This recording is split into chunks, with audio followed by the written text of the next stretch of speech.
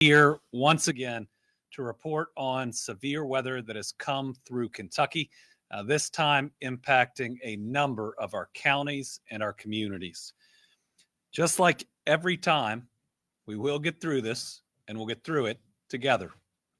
So many are hurting right now, and we want you to know that we will be there for you. Just like in the East and the West that have gotten hit before, we will rebuild every structure and every life. We will lift everyone back up and ensure that you get back on your feet. That's what Team Kentucky is all about, helping one another. So a big thanks go out to our first responders who were there even in the midst of the storm, but certainly after, helping to ensure that people are safe, leaving their own families when our families are in their time of need, restoring power, restoring water, doing everything they can to make sure that people can start rebuilding their lives in the aftermath of a series of storms and tornadoes like what we just experienced. I am always inspired by Kentuckians' kindness and compassion to one another. This challenge is no different. We see our neighbors helping their neighbors and communities coming together to provide those in need with shelter, a warm meal, and often a big hug and those comments that say it's going to be all right. Thank you to everyone who's out there doing anything to make a positive difference during this time. I'm here today after traveling home early this morning from my son's baseball trip. I made the promise that I'd be here in difficult times, and I'm going to keep that promise every single day I'm in this job for the next 3 years and about 8 months. I arrived this morning after declaring a state of emergency yesterday and implementing the price gouging statute. The state of emergency allows us to marshal state resources like the National Guard and others to help communities. The price gouging statute ensures not only things like gas don't go up, but building supplies and other materials that people will need to clean out their homes and start that rebuilding process. Yesterday, I spent all day on the phone with emergency response and local officials, and we provided an afternoon update to Kentuckians on our response efforts. Today, after this update, I'll be traveling to Prospect in Jefferson and Oldham counties, and then to Fayette and Jessamine counties to see the storm's impact there, and likely we'll have a number of other trips in the coming days. The Lieutenant Governor will be traveling to Ashland and Boyd counties to visit with families and local leaders there. There's significant damage in Boyd County. Now I'm joined today by Interim Emergency Management Director Dustin Heiser, Kentucky Transportation Secretary Jim Gray, and Kentucky State Police Commissioner PJ Burnett to provide some key updates on the impact of the storms and our response. First, the toughest news out of the storm: we've confirmed one weather-related fatality. This came in Campbell County in a car accident when those first line of strong storms and rain were coming through.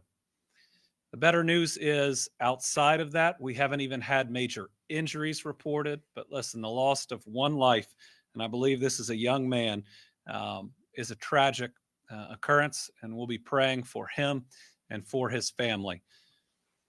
These storms were wide-ranging, and they left a lot of damage across much of the state. First, here's where we stand on confirmed tornadoes according to the National Weather Service and Kentucky Emergency Management, and some of this has changed in the last 20 or so minutes. Anderson County experienced an EF1 with 90-mile-an-hour winds. Nelson County and the Chaplin community was hit by an EF1 with 95-mile-an-hour winds. Jessamine County, EF1 with winds up to 110 miles an hour. We've also recently had an EF1 confirmed in Bourbon County. All the details are being gathered on that, as well as an EF1, we believe, in that Prospect, Jefferson County, Oldham area. We don't know yet if it extended all the way to Henry County or not. We're aware of possible tornadoes being evaluated in Boyd, Harlan, Shelby, Simpson counties, but really a lot of other counties that we may later find the evidence to confirm tornadoes. By the end of this, I think we may well be looking at 7+ different tornadoes that have touched down, certainly a number of counties impacted either by a tornado or very significant storms. We also have confirmed straight line wind damage in Fayette, Mercer, Spencer, and Woodford counties. And we know a lot of damage has been reported in Ballard, Bath, Carter, Clark, Elliott, Greenup, Henry, Johnson, Kenton, Lawrence, Montgomery, Powell, Rockcastle, and Union County seems to have an area that was hit pretty hard. Some of those may just be a couple of houses. Some of them are entire communities. But as you can see, this storm and the tornadoes involved had statewide impacts hitting numerous areas across the state. And that's one of the reasons that I am so thankful that Kentuckians have remained so weather aware. We didn't have as many people out in the first storm because people were paying attention. We did lose that one life. But in the second round where we saw those tornadoes, right now we don't have a single confirmed fatality from the second part. We had a lot of businesses, including state government, that let out early. If I had a concern going into this, it's just that we face so much that people might not react with the care and the need that is required. But Kentuckians showed they continue to be weather aware, and we've learned some tough lessons over the last several years. So to Kentuckians, keep it up. Make sure you are tuning in to your meteorologist, watching our social media accounts. This weather that we face these days is dangerous. And because everybody was prepared, with the exception of the tragic loss of the young man, it looks like everybody is okay today. In addition to the state of emergency, we have 12 county declarations of emergencies.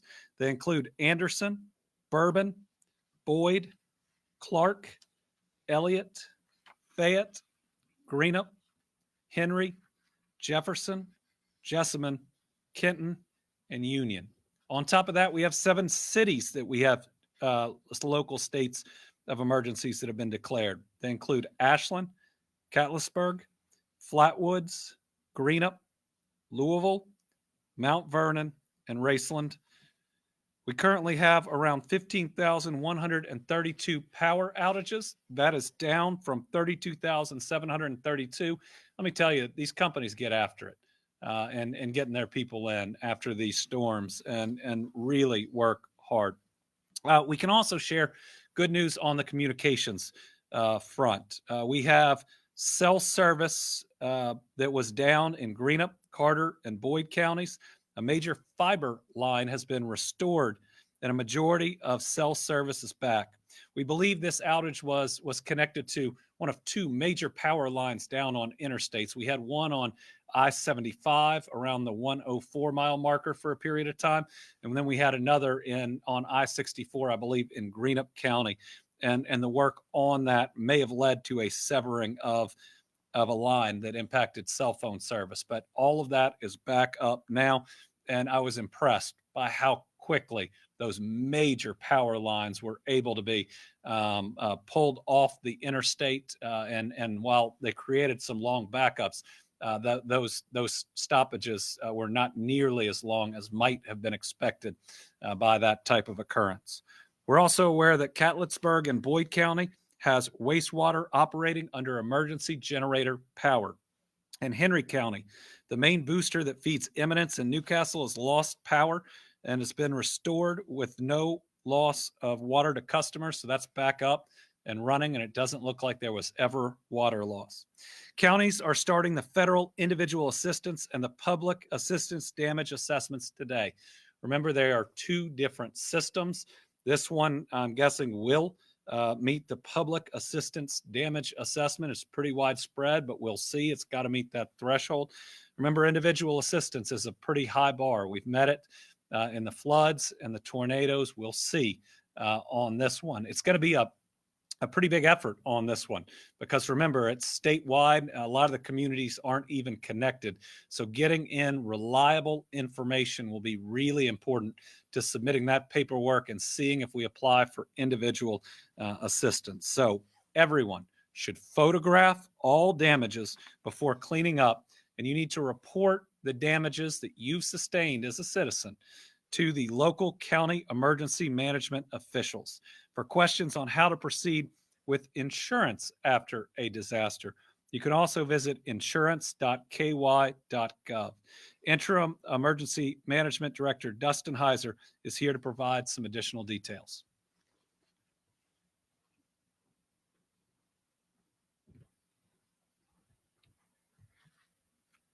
Good afternoon. Thank you, Governor, for having me here today. As many of you know, Kentucky has recently experienced significant weather events, including tornadoes and substantial straight line wind damage.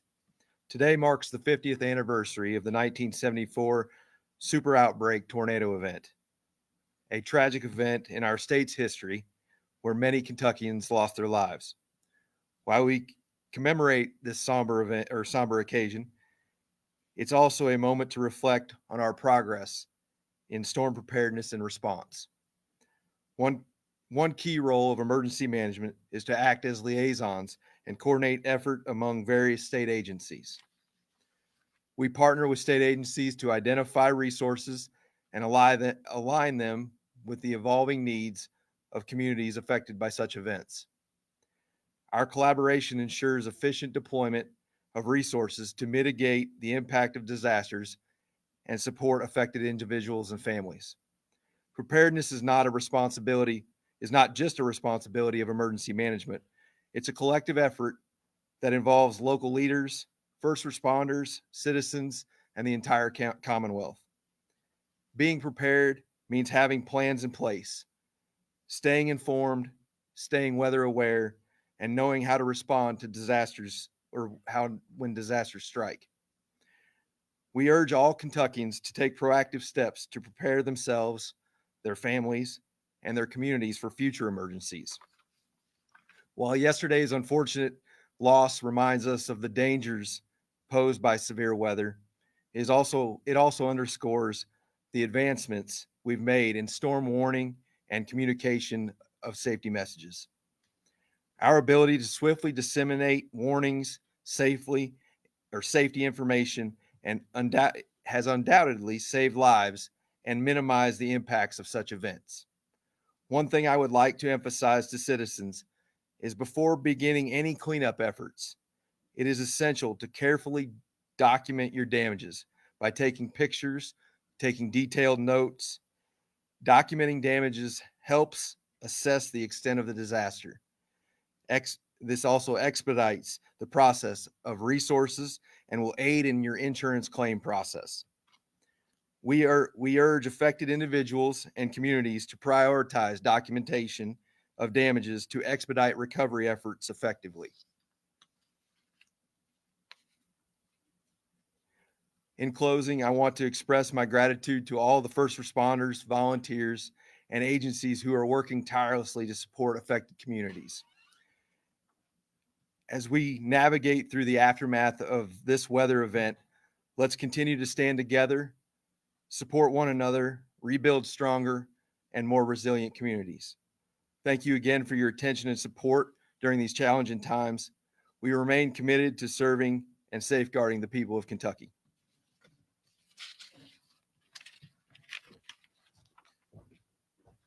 Thank you, Director Heiser. Two quick points on that. First, for individuals out there, why we're asking you to report your damages to the county EM director is because we need to reach a certain threshold of overall damage to our citizens if the federal government is going to provide individual assistance. It's a significant threshold. It requires a big natural disaster. So what that means is we need everybody to make that report if there's going to be a chance to do that. And that doesn't necessarily mean you'll need the individual assistance, but there are people out there that do. And so your reporting, your damage might be the difference between somebody who really needs that extra help getting it and it not being available. So please consider doing that. And the second thing is the statement I'm about to make is not about politics, but about policy. We are once again in a natural disaster, and a significant one, that we would not be able to respond to the way we have if the limitations in the current pending budget had been in the last budget. For the first time in this upcoming budget, the legislature is trying to limit the amount of resources that we can spend to respond to a natural disaster before calling them into a session. We were already over that amount before the tornadoes hit Trimble County and Carroll County, and Gallatin got hit by weather. We couldn't have opened General Butler State Park there. If we'd have needed National Guard, we might not have been able to bring them out. Pallets of water and others wouldn't have been able to help with. And this one, because you're about to hear some of what the Guard's doing, would have been the same thing. At least when you look at the way it's written, it would have required calling people in during the natural disaster where it wouldn't have been safe to travel, and or a day or two after, and then how long it takes from there. I mean, we have to respond to an emergency in an emergent manner. And thankfully we're able to do that right now because that type of law hasn't gone into effect. But it's really important as we think about the people that are out there that need help. We know that there are going to be people out there that need help in the future too. All I'm asking for is the ability to help them in the short term. And I hope that we can get that fixed so that we always have the resources to help our neighbors when they've been knocked down. Next, we have some updates from the Kentucky Transportation Cabinet. Our transportation crews were monitoring weather conditions ahead of yesterday's storms. Crews jumped into action to help clear roads of large debris and to help manage traffic. A lot of the highway impacts were in central and eastern Kentucky. They included crashes involving large trucks or structures that were blown into roadways. I think we had a barn on a road. As of this morning, there are fewer than 10 blocked state roads due to down power lines or flooding. Two big ones that they include are Kentucky 3179 in Barron County, where a section of the road is washed away, and Kentucky 393 in Oldham County, as we're working to restore power lines near Oldham County High School. Once again, I get to report that the best National Guard in the entire country, and they won that award. It's not just what I believe, it's absolutely true. Went into service immediately. 14 members of the Kentucky Air National Guard's 123rd Civil Engineer Squadron helped clear roadways in Prospect early this morning. The airmen arrived with 4 trucks and multiple chainsaws around 10:45 p.m. So they started last night and then worked until early in the morning. Working carefully to avoid fallen power lines with help from LG&E and the Anchorage Fire Department, they removed several trees blocking access to about 100 homes. Airmen were on site just 2 hours after being notified in their homes. The debris was loaded onto trucks for removal and road access was restored by 2 a.m. I want to thank our fast-acting transportation crews, local first responders, and our Guard members who've worked nonstop to help keep Kentuckians safe. Restoring these connections are critical not only for travelers, but for first responders, utilities, and everybody who's a part of the rebuilding process. As a reminder, Kentuckians can check traffic conditions before traveling at goky.ky.gov. And remember, there's some more showers scheduled today. It looks like it's going to get pretty cold tonight. There's going to be a lot of water that's still out there on the roadways. So everybody, please be careful. And remember, if you see a flooded roadway, stop and turn around and go a different direction. Now, it's a lot better to know that you're going to be okay and that you're going to be there for your family than to chance it on something you might not think is dangerous. So with that, I'll turn it over to Secretary Gray for additional updates. Well, thanks, Governor. And thanks to you and Director Heiser for amplifying and illuminating the collaboration that has gone on once again. You know, when often tragic circumstances are encountered, it is that human spirit of collaboration that brings us together and allows leadership and those with boots on the ground, those on the front line, to actually get the job done for our citizens. And that's exactly what's happened again. I want to say from the point of view of the Transportation Cabinet that I'm proud that we have the best crews in the business serving on Team Kentucky. And I'm proud to say that their dedication has kept travelers safe. Ahead of yesterday's storm, highway technicians were standing by with backhoes, loaders, dump trucks, and chainsaws. They worked throughout the day, along with forestry crews and our electric utilities especially, to clear debris, to get ahead, in fact, of our first responders.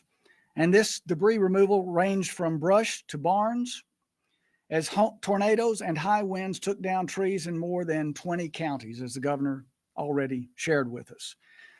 This is an illustration of a debris removal in Fayette County just yesterday. And winds also impacted ferry services. The Cave and Rock Ferry on the Ohio River at Marion is closed again today due to high winds, and the Valley View Ferry just south of Lexington on the Kentucky River at Tates Creek Road is closed by high water. Crews also helped detour traffic on I-75 in Fayette County. The governor's already mentioned that. I'm going to just say it again. I-64, and that was at I-64 in eastern Kentucky, Carter and Greenup counties, and other locations was blocked by fallen power lines. So many worked, of course, into the night hauling debris, or they worked alongside the power crews as they removed lines from trees. In Henry County, for example, crews flagged traffic on US 421 near the high school as the utility company worked to restore power. Today, they are back at it, cleaning up highways to keep Kentucky moving and safely. As of 11:45 this morning, we are down to only a few issues on Kentucky roads, and among them, in Oldham County, Kentucky 393, the governor also mentioned this, remains blocked as efforts continue to restore power near lines near the high school. And this is an image of the Oldham County, of the high school site. In Barron County, part of Kentucky 3179, that's Oil Well Road, was washed away during Tuesday's storm. Crews are planning repairs, but it's expected to remain closed for some time. In Carter County, we're putting out signs on I-64 to help with rolling roadblocks today as our electrical crews restore the power lines. Rolling roadblocks will also occur beginning at 1 p.m. today on I-75 in Fayette County for power line work. And a slide is blocking US 25 in Rockcastle County. Other blockages remain on lower volume roads where crews are working to clear those as soon as possible. Also, our electricians are still busy where power outages have left not only homes dark, but also traffic signals. So we want to remind everyone to use caution where signals are out. And remember, this graphic or this slide, this image may come up. The governor mentioned this. If you encounter a dark traffic signal, treat the intersection like a four-way stop. Stop at flashing red signals. Use caution if lights are flashing yellow. And of course, as the governor said, never touch or drive over a fallen power line. I also want to note, while crews worked to clear roadways, many were doing so with limited communication as power outages affected phone and cell services. Others kept chainsaws and trucks moving with no power to their own facilities. So no matter the challenge, our Team Kentucky crews answer the call of public service. Again, I want to thank them for their dedication in keeping our citizens safe in times of crisis. Crews are also facing the challenge of high water response. As of now, we are seeing reports out of Bath and Greenup counties. And here's an image at Warnock in Greenup. So with more rain forecast for today and the next several days, we expect more flooded highways, especially in low-lying areas. Now you're going to hear from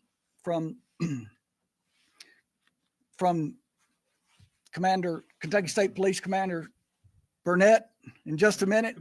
Commissioner, I knew I should have elevated that title. I was stuck there for just a second. So we, with this more rain forecast today, for those of you who have to be on the road, please remember the following safe driving tips. Buckle up and put the phone down. Reduce your speed. Give yourself plenty of time to reach your destination. Keep both hands on the wheel, especially in high winds.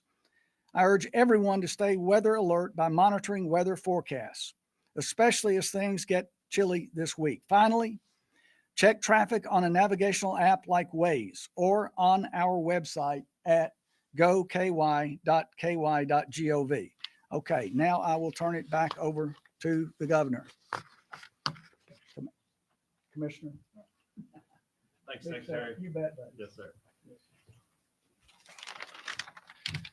Good afternoon. Thank you, Governor, and your continuing support of Kentucky State Police and first responders dealing with these events that seem like is a reoccurrence here in Kentucky. I'm going to give an update. As you're aware, Kentucky State Police, we have 16 posts across our state, and all 16 of those did report some type of damage. Some, not the post, but in the post areas. So we did have some that reported more than others. And some of these that I'll highlight that are of particular interest, I would think would be in our post 14 in Ashland. We reported significant damage to residences, including a mobile home park where several of those homes were destroyed, which we responded in there and we're conducting patrols in those areas. And also there in the same area, we assisted Grayson Rural Electric. You've heard some of the damage that were of big power lines, large power lines, that we're there helping assist those crews with traffic enforcement duties, traffic control, so that those electrical co-ops, they can work and repair those in a timely, safe manner. Also at post 5 at our Campbellsburg post, we reported a tornado touchdown in Henry counties. As the governor said, still trying to confirm in Oldham County, but I do know we had some damage there, where we assisted fire departments, EMS, and other local authorities throughout the evening. And we also had significant damage that we responded to assist in Bourbon and Anderson counties. But obviously there've been a lot more damage across the state that you've heard. But, the state police, with our 16 posts covering the state, we go and we conduct what support that we can. And it's kind of unique. Kentucky State Police, our main goal is public safety. That's our primary goal. But we've transitioned in the past few years. Once the law enforcement function is done, then we're there to support our fellow Kentuckians in any which way that we can. And that is by supporting our first responders and other entities, in state government. And you've heard others before me speak about partnerships. And that's what it's about. Kentucky, they expect us to bring all of our resources together to be able to respond in a timely manner to help our communities. And that's what we do. We coordinate Kentucky Emergency Management, State Emergency Operations Center. So I feel with all the events that we've incurred here in Kentucky over the past few years, we continue to grow from that. But we will continue to respond and be able to help in a support function, after the law enforcement function is done. But it's kind of a running joke. We talk about, if you don't like the weather in Kentucky, just wait a few hours. Well, that's here we are again. Now, if we're transitioning from warm weather and the storms to now we're going to be transitioning to cooler weather, and possibly freezing temperatures.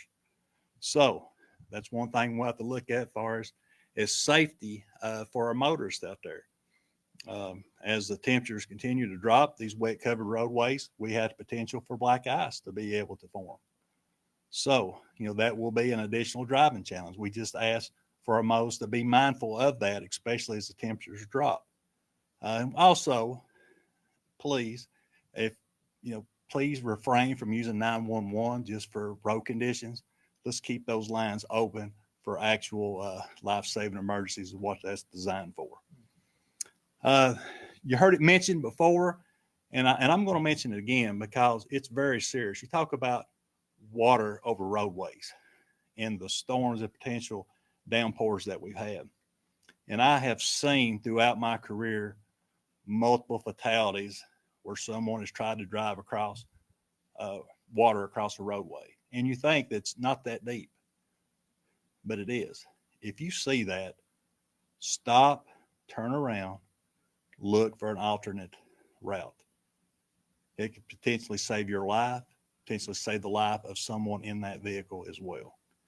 But I'd like to take this opportunity to thank all of our troopers and officers and telecommunicators across the state that worked into the night last night from yesterday's events.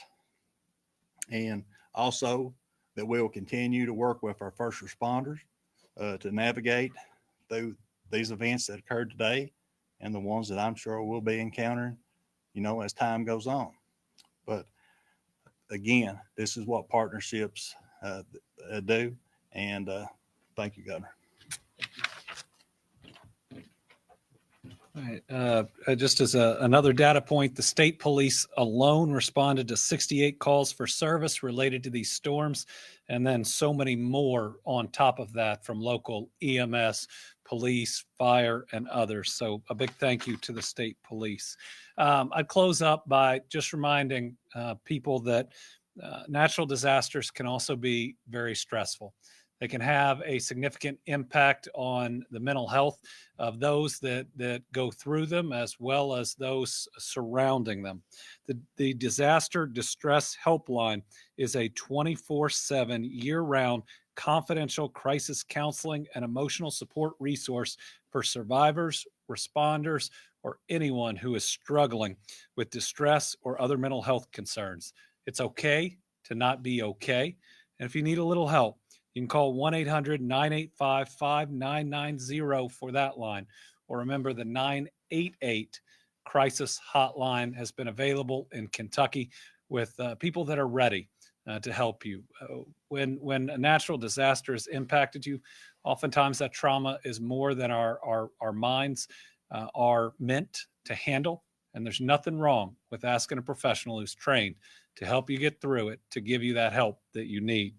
The Kentucky Community Crisis Response Team, staffed by first responders and behavioral health providers, is also available to support first responders who are dealing with difficulties.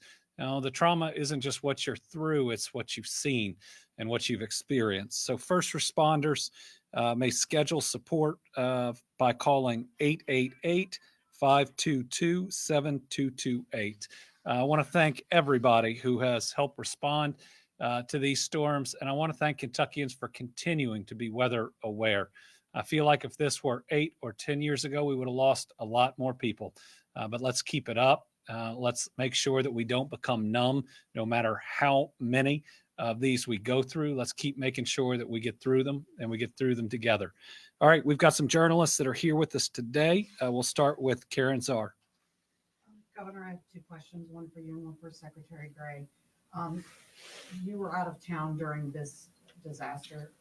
How did you feel communication went between you and the Emergency Operations Center and everything while you were away? And then for Secretary Gray, I know that in Western and Eastern Kentucky, we had problems with roads buckling. Is that potentially an issue that we could see in days to come, or read past that as being a problem? Yeah, I believe that strong communication occurred yesterday between not just myself and emergency management, local officials and emergency management. I was on the phone with a number of our mayors and our county judges. I was at my son Will's baseball tournament, woke up about 5 that time, knowing when the storms were coming, and tracked them with calls, updates, and other activities all day long. Making sure that everyone knew that we were going to provide every resource that was needed. Only challenge on communication comes when cell service goes down, and what we learned through the tornadoes and the flooding is it's one of the things you got to get back up the fastest. So I want to thank AT&T and our other companies for deploying mobile units that help until we were able to reestablish that line that restored service to much of the area. But when you've been through enough of these, that's one of the most important things, to get back up the fastest, because that's even how oftentimes emergency management communicates. We're also going to need to look a little bit at our radio service in the areas. We didn't have a full radio service working in some areas that we will need in the future. Can you clarify those areas yet at this point, or not yet? Not yet, but as we come back, but it's the same general areas where there were cell phone issues. And so what I want to figure out is, how are those related? We got our emergency personnel that are working on a different system out there, so we had contact, within an hour or two, and the ability to communicate. But in every one of these, I want to find out what's that even small thing that we can do better. This is one where, again, I think we got hit by more than 7 tornadoes by the time they're all confirmed. Obviously, that many hasn't been. And we had 1 fatality, which again is tragic, but that many different communities hit with this many tornadoes. We're both fortunate, but we've also put very good communication systems in place, and people have really heeded the warnings. Thank you. Well, if we dial back to Eastern Kentucky and the floods were, of course, remarkable in the destruction. I would put it that way. And that affected roads in a real serious way. Slides, washed out conditions, as well as our bridges. We lost more than 130 bridges, and they had to either be repaired or rebuilt. We have not seen that level of destruction here, but we're still getting reports. So we're going to be, in a sense, stay tuned on where we will be. Thank you. I'll just thank Secretary Gray. One of the things we've been blessed with in this administration is the retention of most of our key personnel, even through an entire term. So just like I've had to lead through multiple natural disasters, Jim Gray has too. And that experience is really helpful. All right, Rebecca Grapevine. Yes, Governor, you mentioned the caps on natural disaster spending in the budget. Any sense of what the total economic impact of this to the state might be, and also the cost of the state incurred in terms of response? Well, we don't even have an approximation yet of the damage. And when we look at it from this type of event, it'll be a couple of things. It'll be public infrastructure. Those are roads and bridges, and we already know we have some damage there. It could be public buildings and the damage to those. Then you've got certainly utility damage, and that can be both power, which we see, but also water and wastewater. I mean, the floods in Eastern Kentucky caused over $1 billion of water and wastewater damage. Think about that much pressure and water going through them. And then there is the impact on people's homes and their businesses, some of which will be insured, some of it might not be. And so that's one of the reasons we need private citizens to report in addition to the surveys that we do of the public side. If I had to make a prediction now, I believe we will at least come close to the threshold for public assistance. When we look statewide, individual assistance, there'll be a different question. All right, Tom Latek. Thank you, Governor. Good afternoon to you. You mentioned the restrictions that the General Assembly's put on you in the budget that's going through. Do you plan on line item vetoing that part of the budget? Oh, yes. Are there other bills or pieces of bills that they've sent you that you're going to do the same with? Well, we'll have a further report out on bills we're signing and vetoing. Since I'm now here, we're likely to do a Team Kentucky update tomorrow, where we'll not only give another update on where we are in response to this weather disaster, but I'll try to run down bills that have been signed and bills that are being vetoed. And while I normally don't talk about a veto until I make it, we cannot have limitations, especially small limitations that we already know we exceed in a year without a massive natural disaster that limit our ability to respond and to help our people. And we've made this plea to leadership on both sides. I admittedly don't understand why it's still in there when these are our Kentucky neighbors. While we have $4 billion in a rainy day fund, and we've had a lot of rainy days, that's just what we went through. It's just not smart policy making. And as I've gone back on the tornado that hit Trimble County, trying to figure out what would I be able to do in the interim while we needed them to come in and pass a bill. Could we have opened General Butler and run their credit card saying we hope the General Assembly is going to come through and we're going to have more funding, but otherwise we're going to send you a bill? I mean, to do that to people after they've lost their home or have just gone through a tornado or the rest is pretty wrong. But again, I don't know what type of alternatives or solutions we'll have. Again, if they don't want to remove the limitation entirely, at least make it bigger. If we already know we've exceeded it in the last fiscal year, make it bigger. Carolina. Governor, like you said earlier, unfortunately, we're here again, and, there are conversations happening about whether Tornado Alley has shifted east, which would not be great for Kentucky. No. Is it time to start having conversations about potentially improving our infrastructure, improving the way we build to withstand some of these? It's a good question. We are changing the way that we build our infrastructure. We're even changing the way that we build homes. Now, after the tornadoes in the west and the flooding in the east, for instance, every one of these homes that we dedicate, that Habitat or Homes for Hope or His House Ministries is building, they're all being built not just to withstand floodwaters, but tornado winds and the rest. We got to make sure the materials we're using, that's everything from siding to the nails to the rest, are the type that can withstand what they'd face. And I believe that we can do that when it comes to an EF1 and an EF2. Now, what came through the West is pretty tough, and we want to do the best that we can there. But more severe weather is not just our future, it's our present. And while we hope that we won't see major ones or even ones like this, just think about how many days we've had recently in the last year where, rightfully so, everybody's news agencies and newspapers and the rest have said you got to be really careful today. It's really important that we continue to do that, but also understand that that's the world we're living in. And again, if I have a fear, it's that when we have these days, people start to go numb and don't treat every single one of them as dangerous as it can be. We need every employer to view every single one of them as dangerous as they can be. And this one, everybody did.